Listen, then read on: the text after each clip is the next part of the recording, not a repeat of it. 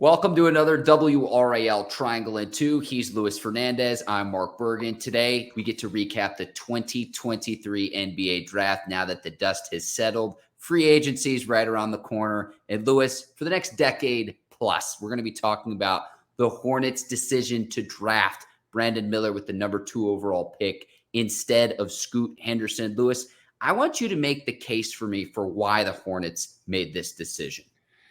So I'll make the case for why, but I don't agree with the decision. I think that's part of it. So with Scoot and Brandon Miller, right, you had two players who I think in NBA circles especially, they were viewed as pretty equally talented. I think that Brandon Miller, a lot of people, according to reports, had Brandon Miller as a more talented prospect. And so that's a big part of the reason why they end up going with Brandon Miller at the spot.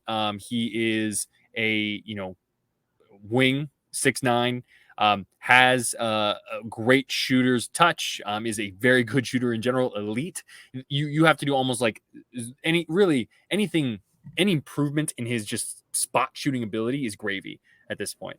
But the things that kind of concern me a little bit about Brandon Miller, inability to finish at the rim, athleticism, just because kind of worried he might not be able to create his own shot because he kind of struggled to create separation at the college level. It's NBA, everyone's going to be a lot more talented. Although, to be fair, spacing will be better in the NBA as well. So I don't know. I go back and forth on that. Personally, like I said, I kind of preferred Scoot for a variety of reasons, but neither prospect was perfect. And ultimately, I think, too, I know they said that they don't think they're good enough to choose fit over talent. But the fit with Brandon Miller is a lot better, just from the perspective of, like, you need a wing and you already have a great guard in LaMelo Ball. Luis, even Hugo the Hornet was devastated by this pick. And our former WBIR colleague, Nick Carboni, who's now at WCNC in Charlotte, had a great shot of the Hornets mascot during the watch party in Charlotte. And there's an old slogan in sports, the sideline tells the story. And that told me everything I need to know about this pick, Luis, just on an emotional level. The person who's inside the Hugo mascot, I imagine they had someone talk to them about that, right? Like, hey, man, you're the mascot. Or woman, hey, person, you were the mascot. Mm-hmm. You gotta not have such a negative reaction. That, like, right? Or I don't know. I was a little. Is that conversation before or after, though? Because it was pretty evident to me, Luis. Someone probably pulled them aside after would be my guess, because that's woof. That was rough. Here's the logic to me, and we were talking about this some before the pod today. Look at the last 20 NBA champions, and most of the best players on the winning championship team is either a wing or a big. So Nikola Jokic this past year. You say, well, what about Steph Curry? Steph Curry is a much different player than Scoot Henderson because Steph Curry is like the most prolific shooter we've seen in NBA history. Scoot Henderson, that's an area of his game that he has improved and needs to continue to improve upon, is his outside shooting. You go to Giannis and LeBron and Kawhi Leonard and Tim Duncan. All these players are like 6'8" and above, Luis. So if that's your logic in drafting Brandon Miller instead of Scoot Henderson, I can kind of understand it from that standpoint. I think in the NBA in general, they prioritize shot creators. They prioritize wings. They prioritize people who can kind of transcend athletically. And so Scoot is definitely a shot creator. What he's able to bring from a guard perspective, I think, is incredibly talented. 6'2", which is not great, but 6'9" wingspan, so he has that ability as well. I think ultimately that's kind of what also that's part of what led to them not drafting him, I think, because there are going to be times when Scoot gets matched up against a taller player in like the playoffs, for example. There's some kind of switch, and he's going to have to try and put a body on them, going to try and distract them however he can. But that's just part of it, right? Steph Curry, like you said, is not a massive individual either. He's 6'2", and so 6'2", 6'3", and he's able to finish well. Scoot's another person who's able to finish well. Obviously, Scoot is not the kind of outside shooter that Steph Curry is, But it's interesting. I don't think it's like egregious to pick one over the other from a purely talent perspective. But it's like I said, I would have gone Scoot. I was in the Scoot camp as well. I was telling you about that last week. He just has an it factor that he brings to the table now. A dog in him, if you will. Yeah. Now with Miller too, Lewis, we're recording this. It's June the 26th, 2023. That's the reality we live in. We're a little bit more than a week away from 4th of July. Brandon Miller's reality, and I credit his confidence coming into the league, but saying Paul George is the GOAT, and then doubling down on that when he's asked in subsequent interviews to say, hey, did you actually mean that? Did you understand the question? I don't even think Paul George thinks that Paul George is the GOAT. Not to mention, he's also saying like he thinks the Hornets are going to be in the NBA Finals next year. I like the confidence, young man, but the reality, we're living in two different worlds. With the Hornets stuff, I mean, okay, you gotta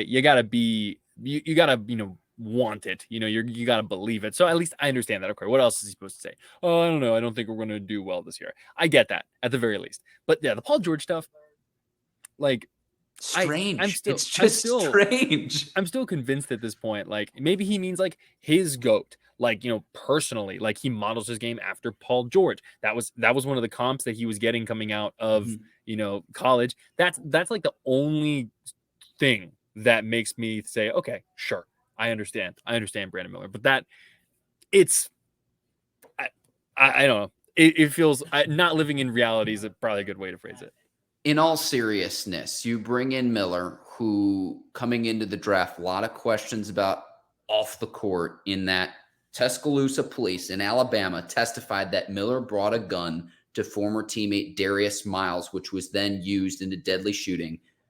Miller had not been suspended. He had not been charged from a criminal standpoint. So there's that. Free agency starting on July 1st.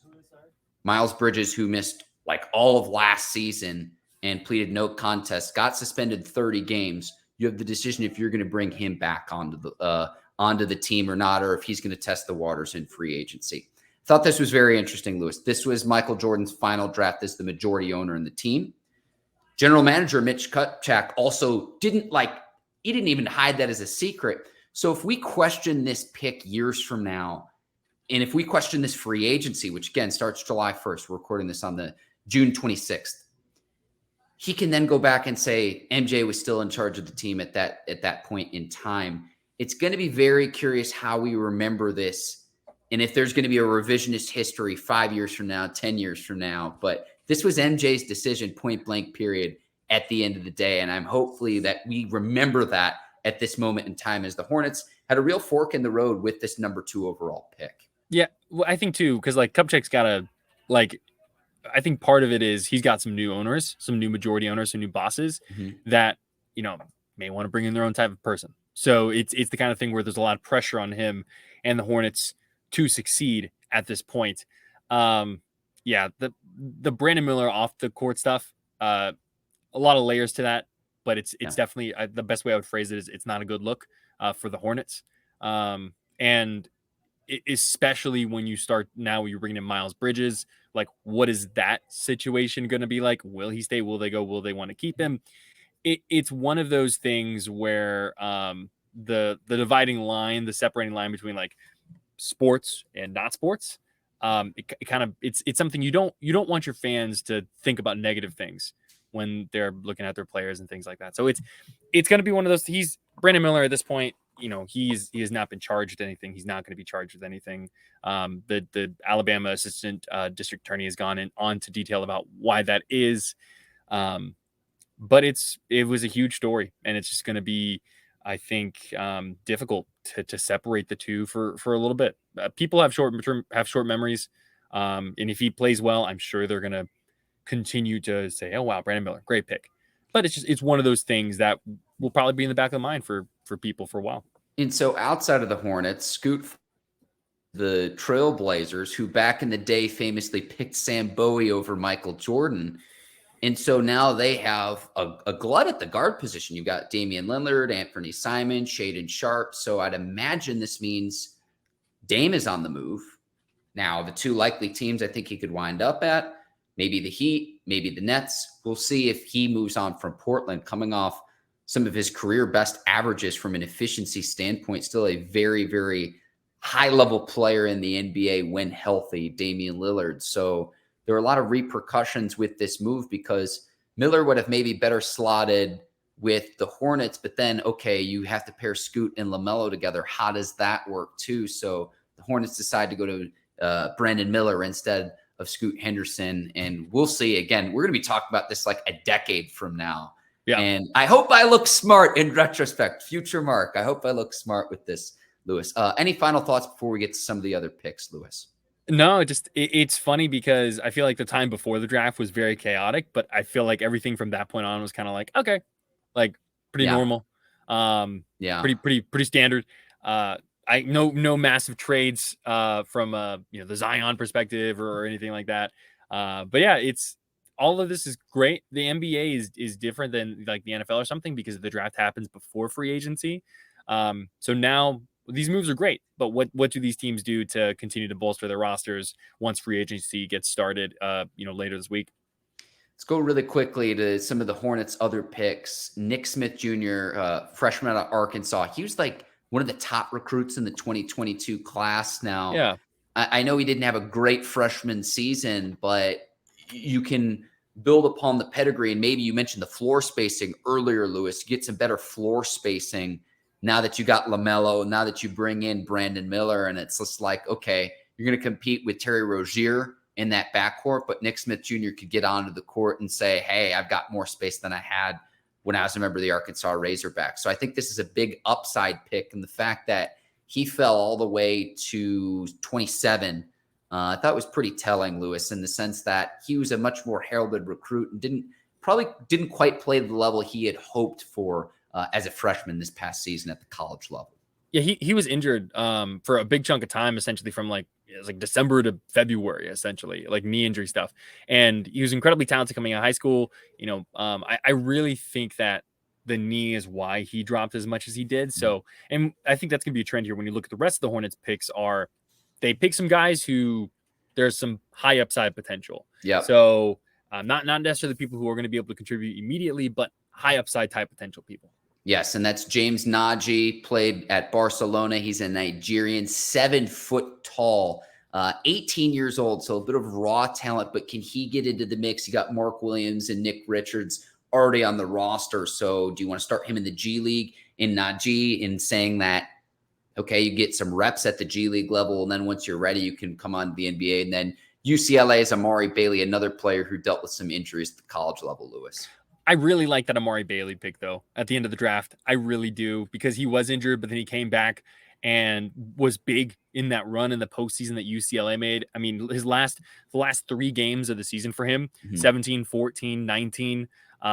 He had double digits in 5 of the last 6. I think he's 6'6". Like I am, to me, that was a good late second round flyer type pick. I like that one a lot. I want to see if Bailey gets those minutes or whether it's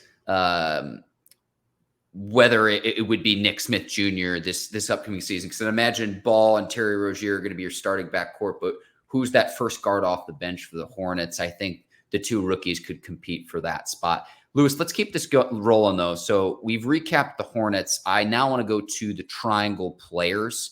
And let's start with Dereck Lively going to the Dallas Mavericks, screen roll guy on the offensive end. Again, still really don't know what to make of his offensive game because it wasn't something he was asked to do at Duke. But giving the attention from an offensive standpoint that Luka Doncic garners, and then if the Mavericks do keep Kyrie Irving, you'd imagine he'll get his opportunities in Dallas if he can simply just catch the ball off of a pick and roll. Yeah, it's interesting because I don't normally love taking like a more, I don't want to say one-dimensional, but one-dimensional center in the lottery, especially in the modern NBA. But I think it makes sense with Dallas just because they need defensive help. And they have a position need. So I guess it's, talent versus need type thing, but I understand it. And I think if Dereck Lively can translate his defensive presence at Duke to the NBA, oh my gosh, I mean, it would be amazing having the type of passers that would be around him, even if it's just Luka Doncic, not Kyrie. He'd be able to really finish some lobs pretty easily. And then I think part of it is, like you said, where does that offensive game develop? There's like this like rumbling going around during the NBA draft process that he's got a bit of an outside shot that he can work on. Talking with the Athletics, Brendan Marks, he mentioned that, really Lively was someone who played outside for the most part, as in high school. Didn't really, pound the paint very low for most of what he did. So he's going to continue to grow and develop. Tyson Chandler is the name that I kept on hearing as a comp, especially because of Dallas.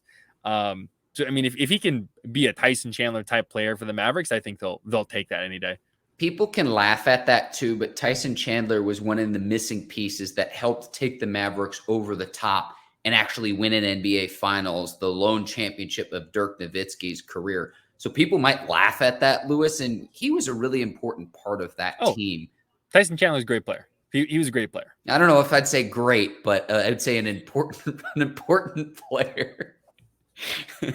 But Dereck Lively is a great story in this regard, Lewis. Pat Welter did a great story about his late father, the impact that had on him, and then his mom as a cancer survivor as well. So someone that seems to have his head screwed on straight and is playing for the right reasons as well, very family-oriented. I wish him all the best in Dallas as he starts his pro career. Agreed. Let's keep this rolling. Dariq Whitehead to the Nets. I still don't know what to make of this. He wasn't healthy at Duke. He's had 2 surgeries on the foot as well. I just don't know what to make of this. I hope he has a great career too, Lewis, but it's like, I really don't know. And I think it's the Nets saying, hey, we can get a guy who had higher upside coming into college, didn't quite perform how you'd expect as like the MVP of the McDonald's All-American game due partially to injury. Let's see if we can get him back to where we thought we would see this past season in Durham, but again, derailed bit by injury. Yeah, that's what's really, it's going to be whoever with the Nets, getting him now. I assume they're kind of viewing this as a red shirt, essentially. He just had surgery again on the foot. Comparing the tape from him before high school or before Duke to during Duke, it feels like a different player. Just with there was not nearly as much explosiveness, and so it really makes you wonder how much of those injuries have affected him, during that season, and how much will they impact him moving forward. But Brooklyn is a team that is in transition. Brooklyn is a team that was looking for 3-and-D type players. They're a good team that prioritizes 3-point shooting. They're one of the better 3-point shooting teams in the league. And if Dariq Whitehead can really turn into one of the like prototypical 3-and-D type guys, I think that the Nets would take that. It's going to take patience for sure. The thing I think he has going for him too, he won't even be 19 years old until August. No. So he is still a very young prospect. And traditionally, what NBA history has shown us is the younger the prospect, the more upside and the better that they can develop once they've spent a few years in the league. So we'll see how he winds up for the Nets. I'm going to be a full North Carolina homer here and say I was surprised Terquavion Smith did not get drafted. We talked about him some before the draft. I know he's a bit slight of frame, but a guy who can put the ball in the hoop the way that he can. I know he's 6'4", but I know that he just doesn't have the weight to where an opposing player will be able to get to his spots on the floor because he needs to put on some weight. But considering he was going to be a late first-round pick where the projections after his freshman season and then to go all the way to you're not even drafted, that doesn't add up to me. And he did sign with the 76ers after the draft, but this surprised me, Lewis. Yeah, I felt that Terquavion was going to be, like it was going to be really not guaranteed that he was going to be, a mid to early second round pick. But I mean, he's a walking bucket is how I phrase it with Terquavion Smith. And that kind of scoring ability, that scoring talent, I think is always appreciated. So that to me says that NBA teams are a little bit worried that he wouldn't really be able to play defense too well, which he has great defensive instincts. And I think there's a lot of improvement with that this past season. I too was shocked. But he's going to a situation with Philadelphia where I think he's going to have the opportunity to contribute, being on a 2-way. Obviously, that's a little more difficult, but the 76ers were in the bottom half of the league, bottom 10, I believe, in terms of bench points. Who knows what's going to happen with James Harden this offseason. So that could be something where Terquavion has an opportunity to contribute. I think he'll be in a good situation as long as he can prove that he can play defense. There's no question that he can go out there and score. If you have the ability to get drafted and you do want to get selected, and the reason why this matters, at least early on, has a lot to do with money. And I know there's NIL out there, but chalk this up as just yet another example to where if you're projected to get selected, Lewis, I would have advised him to go knowing how this is played out. And I know this is a bit of, okay, yeah, Mark, hindsight is 2020, but to go from, hey, you're going to be a late first round pick. Okay, let me see if I can prove myself. Well, no. There's more tape on you. Scouts can continue to analyze the strengths and weaknesses of your game. To not even go and get selected, again, that doesn't add up to me at all. But what do I know, Lewis? It's a tough situation to be in. But he's got an opportunity now. He's got a spot, even if it is a two-way. I would not bet against Terquavion Smith is how I would put it. And second-round picks aren't guaranteed to make an NBA roster either. I mean, I know general managers want to be right, but that's not a guarantee of just because you're a second-round pick that you're going to make the team. So once Terquavion didn't go, I knew Jarkel Joiner likely wouldn't get selected just because Smith, to me, was a better prospect. So Jarkel Joiner signs with the Hawks, and then Leaky Black will stay in North Carolina with the Hornets. Any final thoughts about those two prospects, Lewis? I think Jarkel's path is a little bit tricky right now, just because he signed an Exhibit 10, which essentially is a 1-year deal, non-guaranteed, and that can be turned, for those that don't know, an Exhibit 10 deal can be turned into a two-way deal, and a two-way deal is when a player can play for both the G League team and the NBA team. A team can only have two ways each year. So an Exhibit 10 can turn into a two-way, but it has to happen. That decision to change it has to happen by the beginning of the regular season. So he would still obviously be part of the G League team on an Exhibit 10, but there's just a little bit less guarantee with it. So that's something to keep in mind with Jarkel. And the Hawks draft class, they drafted 2 guards as well. Kobe Buffkin and gosh, I cannot read my handwriting. Seth Landry, maybe is what it is. Lundy, the Penn State guard. My handwriting is atrocious. But they drafted 2 guards, so that's also a tricky situation for Jarkel Joiner. But he came off of his best season as a college player. So he's definitely trending in the right direction. It's just going to be a question of if he can find that landing spot in the NBA. And then Leaky Black, I think going to the Hornets, I think is a good spot for him. He's going to have a chance to stay there in North Carolina. And we've said for a long time now that Leaky, I think his defense ability is going to make a lot of people really interested. I mean, he locked down Brandon Miller for a good chunk of time in that the game that UNC and Alabama played in 2022. So I think if Leaky can develop an outside shot, I think he can find a way onto a roster. But hey, when you go to a team like the Hornets that's going to just need bodies and needs talent, could find yourself opportunities to play in the league. Yes, it's the catch and shoot ability. And ladies and gentlemen, you notice how upbeat Lewis is when we discuss Leaky Black.